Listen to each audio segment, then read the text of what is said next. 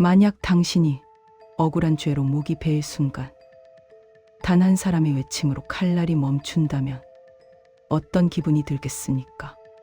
조선 숙종 28년 한양 저자거리 형장에서 실제로 벌어진 일입니다. 그날 아침 형장으로 끌려 나온 죄인의 이름은 김덕녀. 그는 살인죄로 사형을 선고받은 자였습니다. 그런데 형이 집행되기 직전 형조판서가 직접 달려와 집행을 중단시켰다고 합니다. 조선 개국 이래 형장에서 판결이 뒤집힌 일은 손에 꼽을 정도였습니다. 칼날이 목 앞에서 멈춘 그 순간 도대체 무슨 일이 있었던 것일까요? 이야기는 그로부터 석 달 전으로 거슬러 올라갑니다. 숙종 28년 봄 한양 북촌의 한 양반가에서 주인이 피를 흘린 채 죽어 있는 것이 발견되었습니다. 죽은 자는 이조 참판을 지낸 민영수라는 인물이었습니다. 그는 밤중에 자신의 사랑채에서 머리를 맞아 숨진 채 발견되었습니다.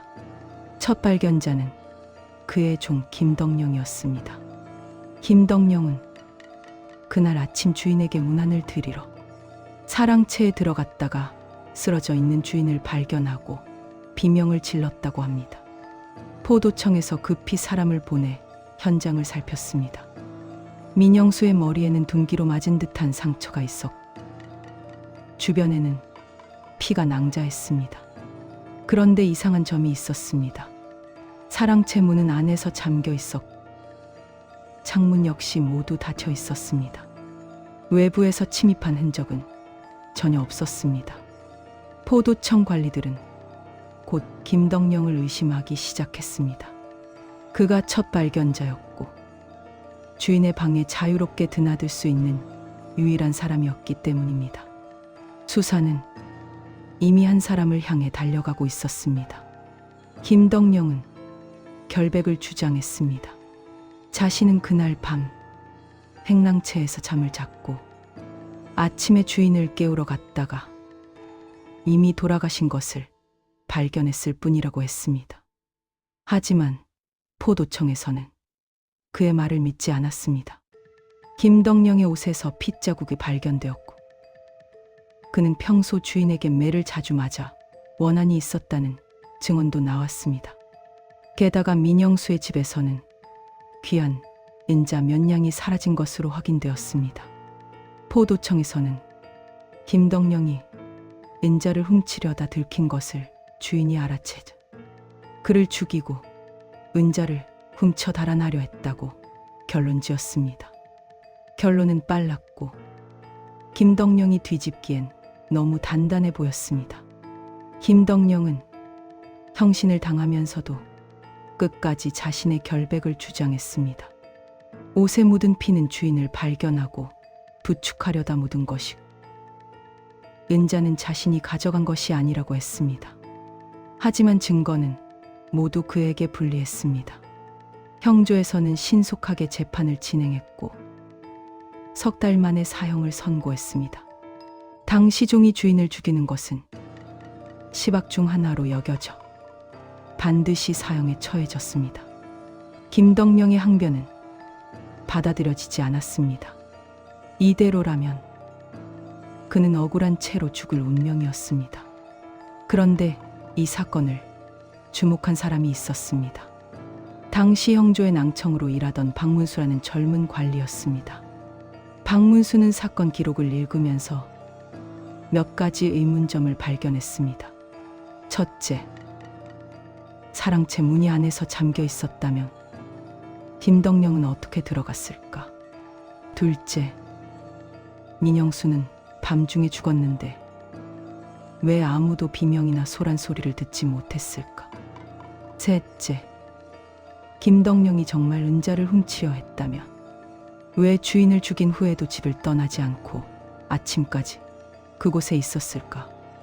이 의문들은 박문수의 마음을 떠나지 않았습니다. 그리고 이 의문 하나하나가 판결을 흔들기 시작합니다. 박문수는 형조판서에게 재조사를 건의했지만 받아들여지지 않았습니다. 이미 판결이 내려졌고 증거도 충분하며 김덕령은 단지 종일 뿐이라는 이유였습니다. 하지만 박문수는 포기하지 않았습니다. 그는 개인적으로 사건을 다시 살피기 시작했습니다. 먼저 민영수의 집을 다시 찾아갔습니다. 그곳에는 아직 민영수의 부인과 아들이 살고 있었습니다.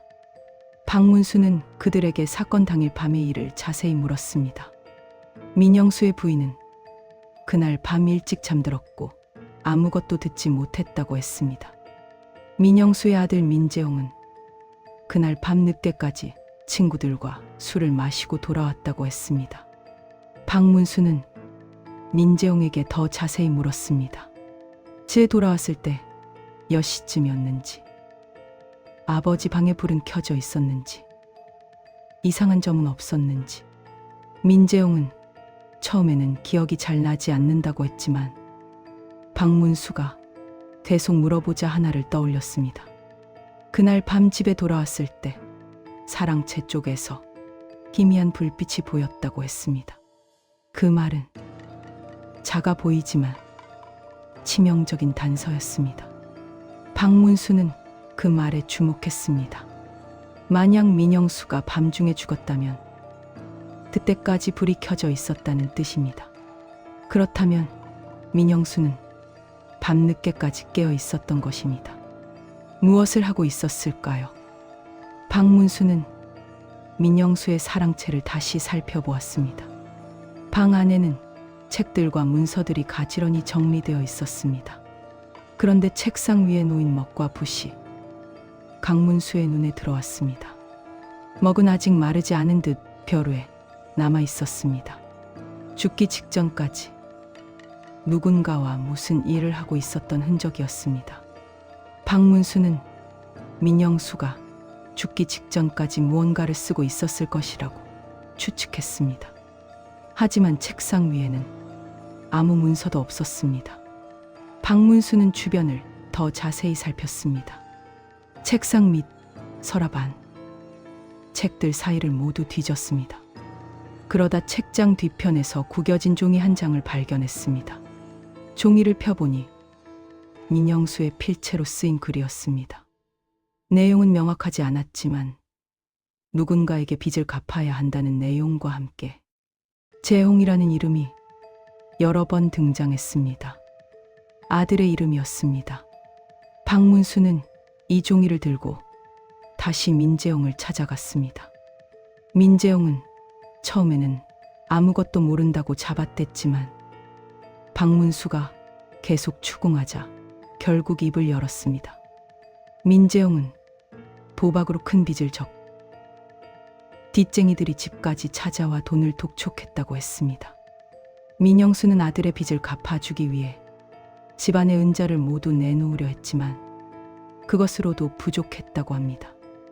민재홍은 아버지에게 더 이상 폐를 끼칠 수 없어 스스로 해결하려 했다고 말했습니다. 하지만 그 말은 어딘가 너무 매끄러웠습니다. 박문수는 민재홍의 말에서 거짓을 느꼈습니다. 그의 눈빛이 흔들렸고 말끝이 떨렸습니다. 박문수는 더 강하게 압박했습니다. 그날 밤 정말 무슨 일이 있었는지, 아버지와 다툰 것은 아닌지 물었습니다. 민재홍은 한참을 침묵하다가 결국 고개를 떨구었습니다. 그리고 떨리는 목소리로 말했습니다. 그날 밤 자신이 아버지와 다퉜다고, 아버지는 더 이상 빚을 갚아줄 수 없다고 했고 자신은 화가 나서 아버지를 밀쳤다고 했습니다. 여기서부터 사건은 완전히 다른 방향으로 꺾입니다. 민재홍의 고백은 계속 이어졌습니다. 아버지는 뒤로 넘어지면서 머리를 책상 모서리에 부딪혀 그대로 쓰러졌다고 합니다. 민재홍은 너무 놀라 아버지를 흔들어 깨우려 했지만 이미 숨이 끊어진 후였습니다. 그는 겁에 질려 어찌할 바를 몰랐습니다. 자신이 아버지를 죽였다는 사실을 인정할 수도 없었고 그렇다고 숨길 수도 없었습니다. 그때 그는 한 가지 생각을 떠올렸습니다. 김덕령에게 죄를 뒤집어 씌우는 것이었습니다. 한 사람의 두려움이 다른 한 사람을 죽음으로 몰아넣으려 했던 것입니다. 민재용은 아버지 방에 있던 인자 몇 냥을 가져와 자신의 방에 숨겼습니다. 그리고 다음날 아침 일찍 김덕령이 아버지를 발견하기 전에 몰래 사랑채에 들어가 현장을 조작했습니다. 김덕령이 범인처럼 보이도록 문을 안에서 잠그고 몇 가지 흔적을 남겼습니다. 그리고 자신은 아무것도 모르는 척 행동했습니다. 포도청에서 김덕령을 의심하자 민재용은 김덕령이 평소 아버지에게 원한이 있었다는 것이 증언까지 했습니다. 거짓말은 거짓말을 부르고 사건은 굳어져 갔습니다. 박문수는 민재용의 고백을 듣고 곧바로 형조판서에게 보고했습니다. 하지만 형조판서는 쉽게 믿으려 하지 않았습니다. 민재용은 양반가의 자제이고 김덕령은 천한 종일 뿐이었습니다. 게다가 이미 판결이 내려진 상태에서 이를 뒤집는 것은 형조의 체면을 깎는 일이기도 했습니다. 박문수는 민재용의 자백서와 함께 발견한 종이를 증거로 제시했습니다. 그리고 민재용을 직접 신문해 줄 것을 요청했습니다. 여기서 한 번만 밀리면 김덕령은 그대로 죽습니다. 형조판서는 마지못해 민재용을 불러들였습니다. 민재용은 처음에는 자신의 말을 부인했지만 박문수가 증거들을 하나씩 제시하자 결국 무너졌습니다. 그는 자신이 실수로 아버지를 죽였고 김덕령에게 죄를 뒤집어 씌웠다고 인정했습니다. 형조판서는 크게 놀랐습니다. 억울한 사람이 죽을 뻔한 것입니다. 그는 즉시 형 집행을 중단하라는 명을 내렸습니다. 그날은 바로 김덕령의 형이 집행될 날이었습니다. 형조판서는 직접 말을 타고 형장으로 달려갔습니다. 형장에는 이미 많은 사람들이 모여 있었고 김덕령은 형틀에 묶인 채 칼날을 기다리고 있었습니다. 망나니가 칼을 들어 올리는 순간 형조판서가 도착해 큰 소리로 외쳤습니다. 형, 집행을 중단하라고. 망나니는 칼을 내렸고 형장은 순식간에 술렁였습니다. 그날의 정적은 그 외침 한 번에 산산이 깨졌습니다. 형조판서는 김덕령의 결백이 밝혀졌다고 선언했습니다. 진짜 범인은 민재용이며 그는 이미 자백했다고 말했습니다. 김덕령은 형태에서 풀려났습니다. 그는 자신이 살았다는 사실을 믿을 수 없다는 표정으로 땅에 주저앉아 울었습니다.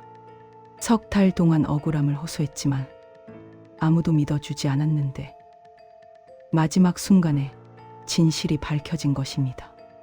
목 앞에 칼날이 멈춘 그 순간 그는 비로소 숨을 쉬었을지도 모릅니다. 민재용은 곧바로 체포되어 신문을 받았습니다. 그는 자신이 의도적으로 아버지를 죽인 것은 아니지만 실수로 죽게 만들었고 이를 숨기려 했다고 진술했습니다. 형조에서는 민재용의 죄를 판단하기 위해 여러 차례 회의를 열었습니다. 어떤 이들은 그가 아버지를 직접 죽이려 한 것은 아니므로 감형해야 한다고 주장했고 어떤 이들은 억울한 사람에게 죄를 뒤집어 씌운 것 자체가 큰 죄라고 주장했습니다. 결국 어떤 결론이 내려졌을까요? 결국 민재용은 유배형을 선고받았습니다. 비록 의도적인 살인은 아니었지만 아버지를 죽게 만들었고 무고한 사람을 죽음으로 몰아넣으려 했다는 죄를 인정받은 것입니다. 그는 먼 섬으로 유배되었고 다시는 한양으로 돌아오지 못했다고 합니다. 김덕령은 석방된 정조에서 억울함을 풀어준 것에 대한 보상으로 약간의 돈을 받았습니다. 그는 그 돈으로 작은 장사를 시작해 근근히 살아갔다고 합니다. 박문수는 이 사건으로 형조 안에서 이름을 알렸습니다. 그는 단순히 증거만 보는 것이 아니라 사건 뒤에 숨은 진실을 찾아내는 능력을 인정받았습니다. 훗날 그는 암행어사가 되어 전국을 돌며 억울한 백성들의 사정을 살폈다고 전해집니다. 하지만 그가 가장 기억에 남는 사건으로 꼽은 것은 바로 이 김덕령 사건이었다고 합니다. 한 사람의 목숨이 칼날 앞에서 간신히 구해진 그 순간을 그는 평생 잊지 못했다고 합니다. 이 사건은 조선시대 재판 제도의 한계를 보여주는 동시에 진실을 찾으려는 한 사람의 노력이 얼마나 중요한지를 일깨워주는 사건이었습니다. 당시 조선에서는 신분에 따라 재판의 결과가 달라지는 경우가 많았습니다. 양반은 가볍게 처벌받, 천민은 무겁게 처벌받는 일이 흔했습니다. 김덕령 역시 종이라는 신분 때문에 제대로 된 변론의 기회조차 얻지 못했습니다. 만약 박문수가 없었다면 그는 억울하게 목숨을 잃었을 것입니다. 그리고 그런 일은 실제로 흔했습니다. 형장에서 살아 돌아온 김덕령의 이야기는 한양 저작거리에 빠르게 퍼져나갔습니다. 사람들은 칼날이 목 앞에서 멈춘 기적 같은 이야기를 서로 전했습니다. 어떤 이들은 하늘이 도왔다고 했고, 어떤 이들은 박문수의 집념을 칭송했습니다. 하지만 정작 김덕령 본인은 그 후로도 오랫동안 악몽에 시달렸다고 합니다. 매일 밤 형장에 칼날이 떨어지는 꿈을 꾸었고 잠에서 깨어나면 온몸이 땀으로 젖어 있었다고 합니다. 살아남았지만 그날은 끝나지 않았던 것입니다. 민영수의 집안은 이 사건으로 몰락했습니다. 아들이 아버지를 죽게 만들고 무고한 사람에게 죄를 뒤집어 씌웠다는 소문이 퍼지자 아무도 그 집안과 혼인을 맺으려 하지 않았습니다. 민영수의 부인은 남은 재산을 정리해 시골로 내려갔고 그곳에서 조용히 여생을 보냈다고 합니다. 한때 권세를 누리던 양반가가 하루아침에 무너진 것입니다. 이 사건 이후 형조에서는 재판 절차를 더욱 신중하게 진행하게 되었다고 합니다. 특히 사형과 같은 중한 형벌을 내릴 때는 반드시 여러 차례 재심을 거치도록 규정이 강화되었습니다. 또한 신분이 낮은 피고인에게도 변론의 기회를 충분히 주어야 한다는 원칙이 세워졌습니다. 김덕령 사건은 조선의 사법제도에 작은 변화를 가져온 계기가 되었던 것입니다. 박문수는 그 후로도 여러 억울한 사건들을 해결했습니다.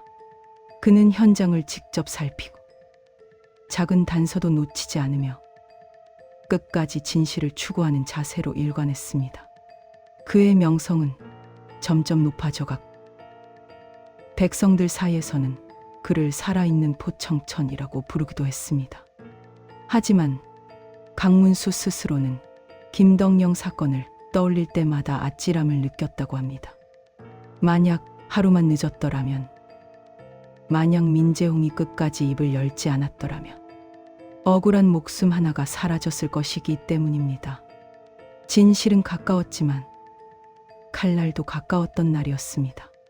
김덕령은 석방된 후에도 평생 민영수를 위해 제사를 지냈다고 합니다.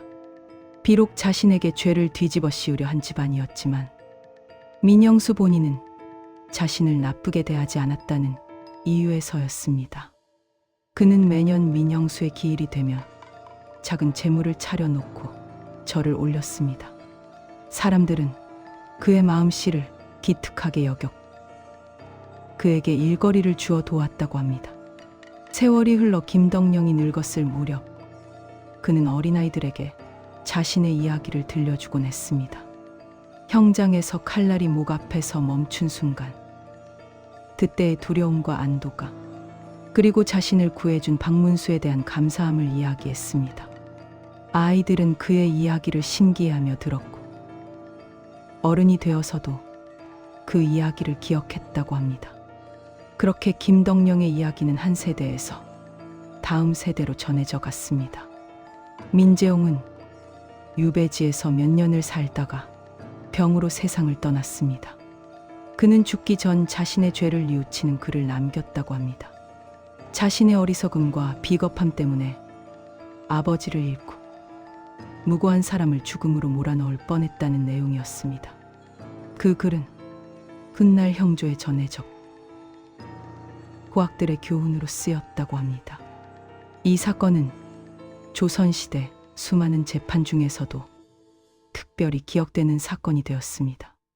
처형 직전에 판결이 뒤집힌 극적인 상황, 진실을 밝혀낸 한 관리의 집녀, 그리고 신분의 벽을 넘어 정의가 실현된 순간, 이 모든 것이 사람들의 마음에 깊이 새겨졌습니다.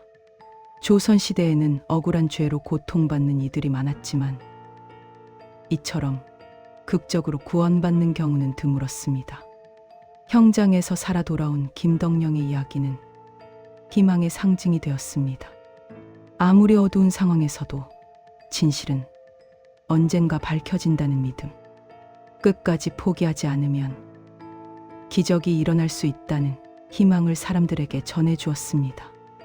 그래서 이 이야기는 단순한 재판 사건을 넘어 조선 백성들 사이에서 오래도록 회자되는 야사가 되었습니다. 역사는 기록으로 남지만 야사는 사람의 기억으로 이어집니다.